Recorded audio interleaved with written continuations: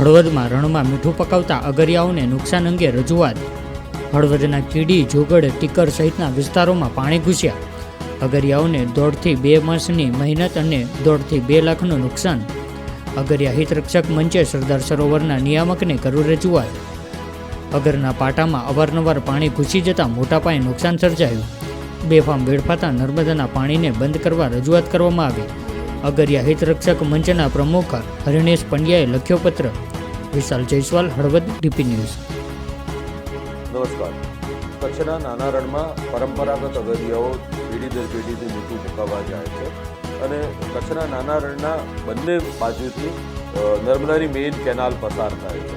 આ કેનાલનું વધારાનું પાણી અને ખેડૂતો દ્વારા લેવામાં આવતું પાણી બકનળીથી એ જરૂર પૂરી થતાં બંધ ના કરવાના કારણે વોકળાઓ મારફતે વહી અને રણમાં જાય છે અને રણમાં જવાથી અગરિયાઓના પાટાને પારાવાર નુકસાન થાય છે।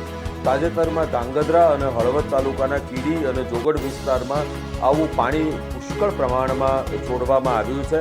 તેના કારણે નર્મદાના પાણીનું સરોવર એ આ વિસ્તારમાં થયું છે।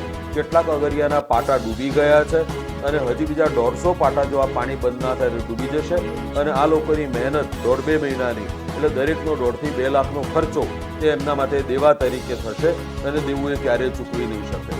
એટલે અમે એક રજૂઆત નર્મદા નિગમને કરી છે અને સરદાર સરોવર લિમિટેડને કરી છે કે તમે બેસો, સાથે બેસીએ અને આનો ઉકેલ શું આપણે લાવી શકીએ તો બહુ સારું।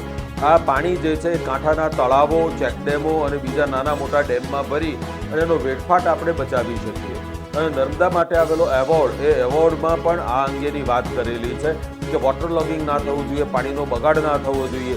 એટલે અમારું કન્સર્ન એ છે કે પાણીનો બગાડ ના થાય ને અગરિયાનું નુકસાન।